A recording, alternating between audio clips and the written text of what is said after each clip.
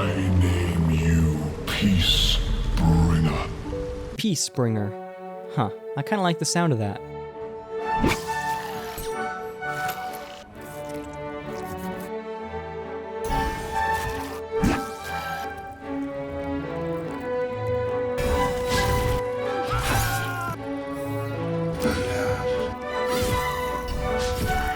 This was not enough to convince you.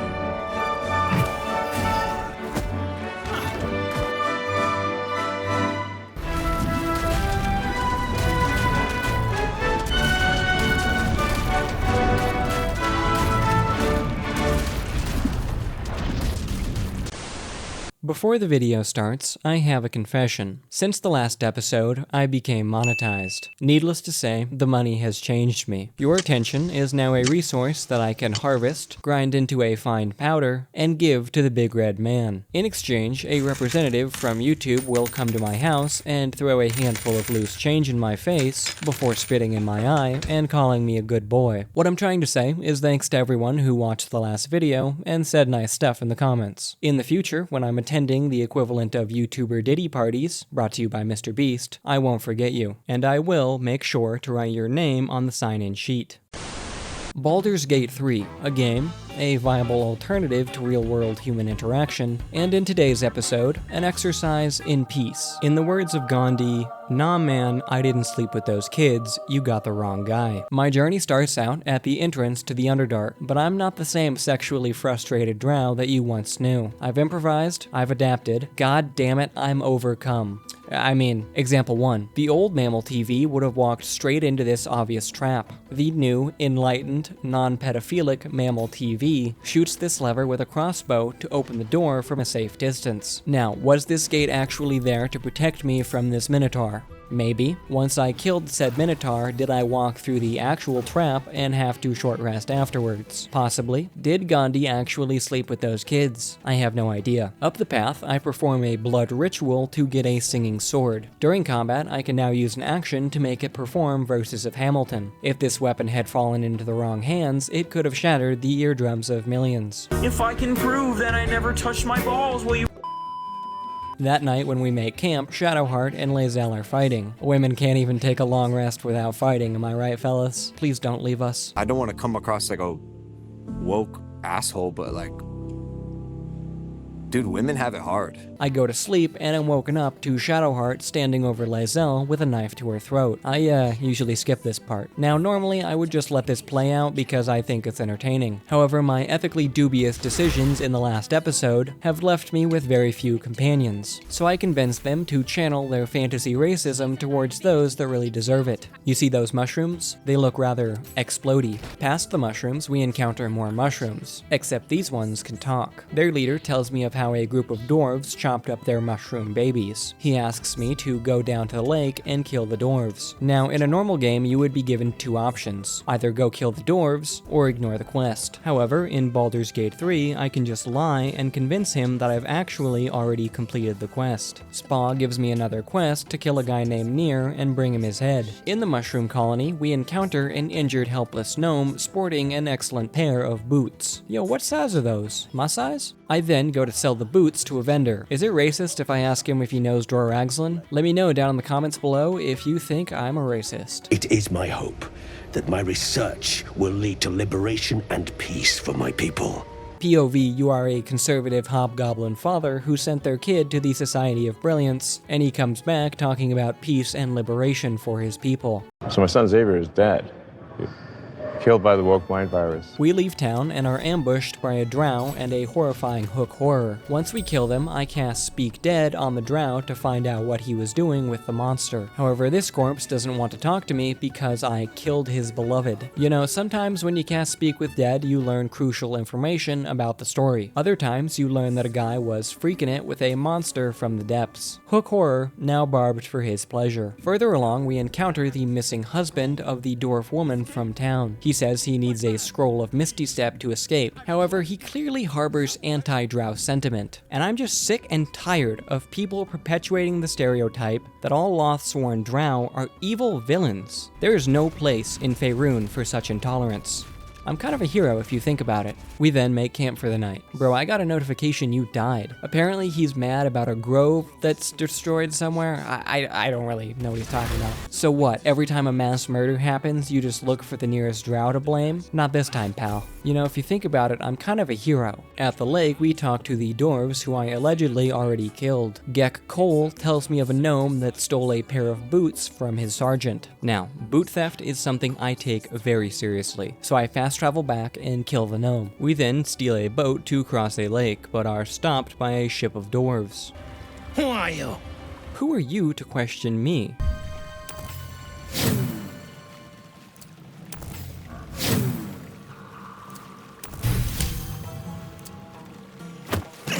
I'm kind of a hero if you think about it. When we dock at the evil guy base, we are met by 2 more dwarves who are upset with the cultists.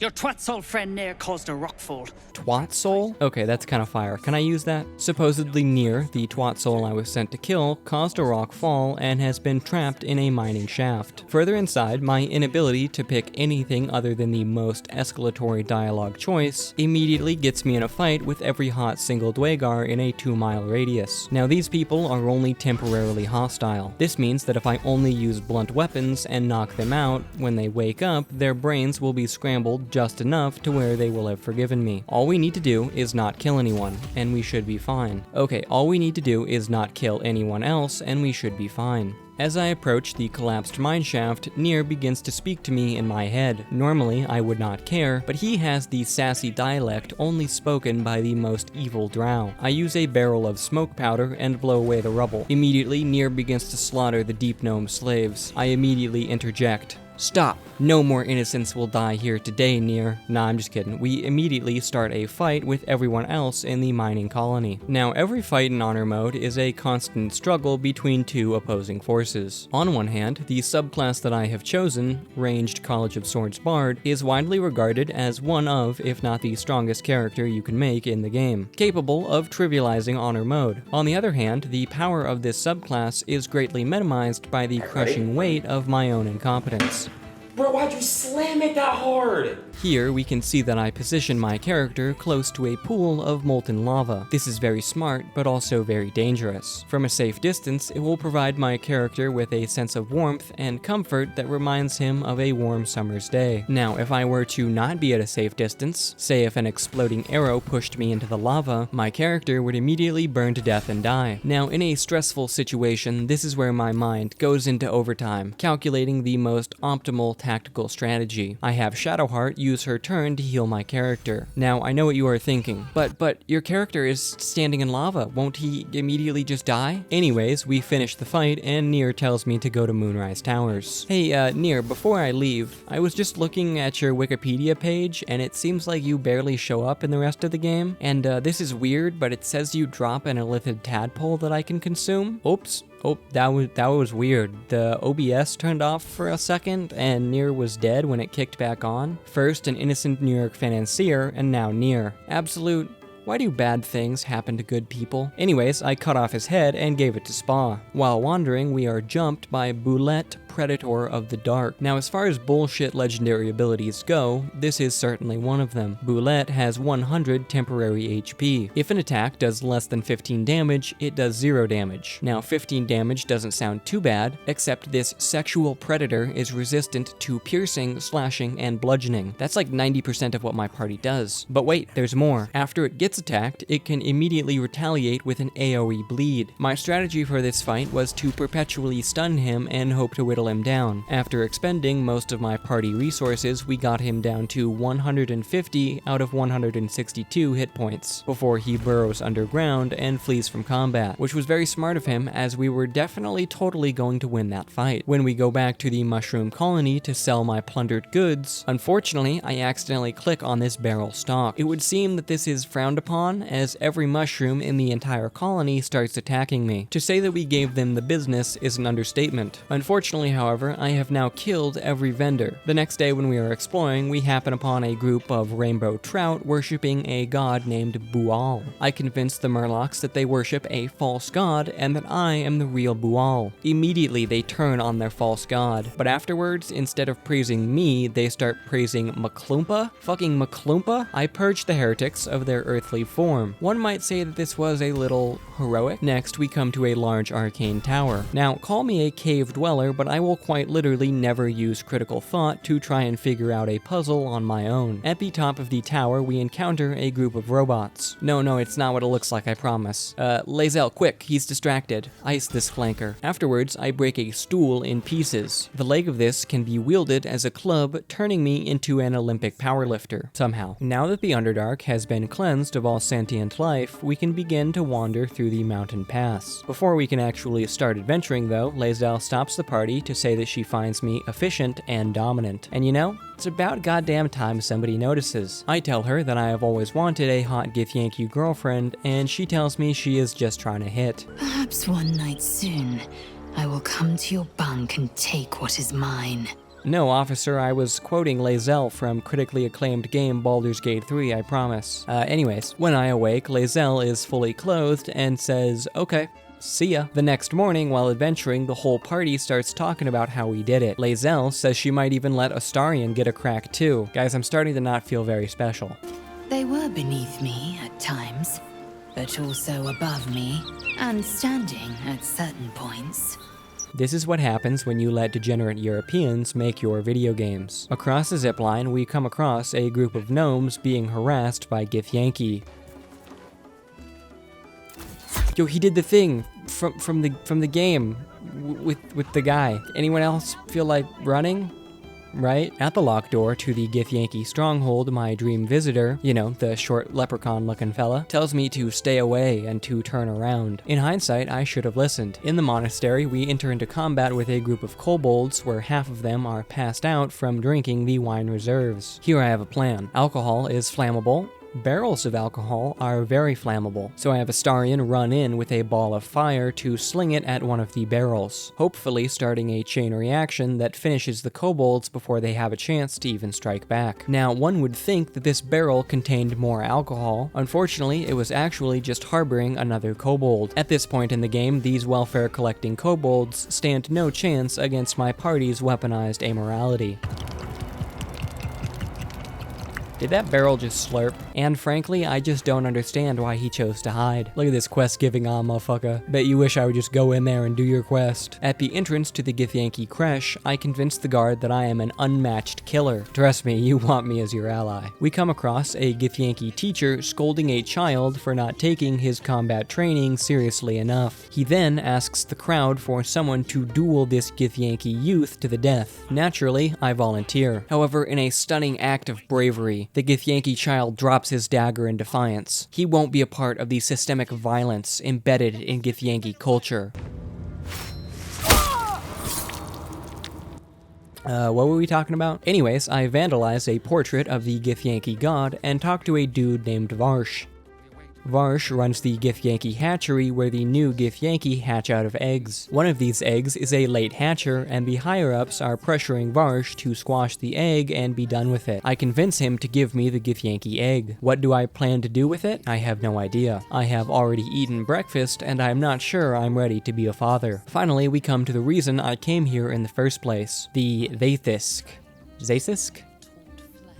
Sisk, a machine capable of freeing me from my tadpole, or capable of enhancing my tadpole, making all my useless illithid powers cost only a bonus action instead of an action. The only thing separating me from otherworldly power is a few dice rolls. And I roll a 17, the machine explodes, causing me to have permanent brain damage, giving me -2 constitution. Immediately after, a large swarm of red dots appear outside the Vathisk room. This is sub-ideal. We start the fight, and I realize I left Lae'zel in the nursery room. Now I may be brain damaged, but damn am I a savant with this bow. Further on, one of the high-ranking Githyanki asked me to give her Shadowheart's magical artifact. Supposedly it originally belonged to the Githyanki. I give it to her, and it explodes in her hands and floats back to me. Frustrated, she tells me to go to the next room, where upon producing the artifact, Blackith, undead queen of the Githyanki, appears before me. She commands me to kneel, and I am given 3 options: stand defiant,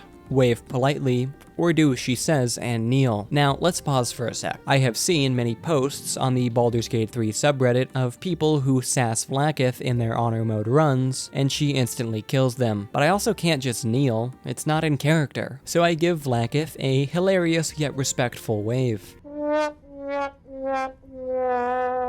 Vlaakith wants me to go into the magical cube and kill my little leprechaun friend, and it doesn't seem like I really have a choice. When confronted, my dream visitor is saddened. He presents me with a knife that I can use to complete Vlaakith's bidding, but I just can't do it. Look at those adorable little pitch black eyes. Get up, buddy. In refusing to kill the dream visitor, I have made an enemy of a literal god. You realize what Lae'zel doesn't?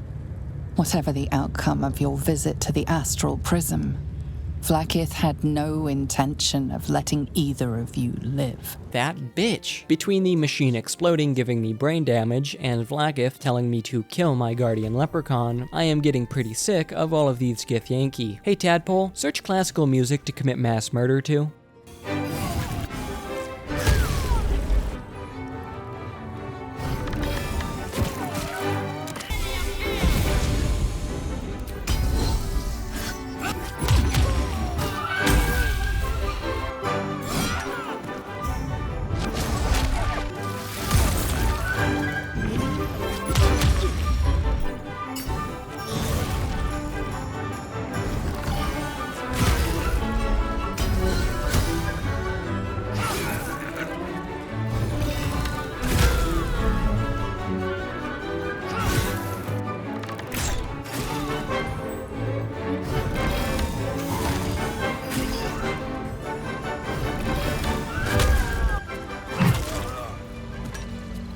Now that's over, we are ready to leave this mountain path. On the way out, we talk to Lady Etzer, who says she will give me a large sum of money in exchange for a Githyanki egg. Tempting. But going into that creche would be dangerous. If you want me to get you an egg, you'll have to pay me up front. Very well. Here's the money. Now, I expect a speedy delivery. Pleasure doing business.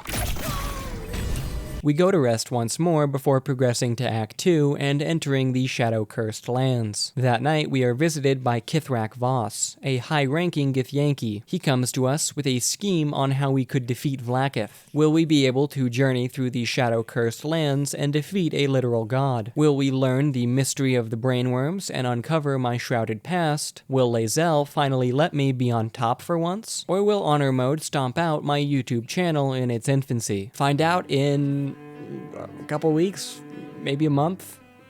I don't know. No, ain't no party like a Diddy party, so. Bruh! We know you was at them Diddy parties, nigga!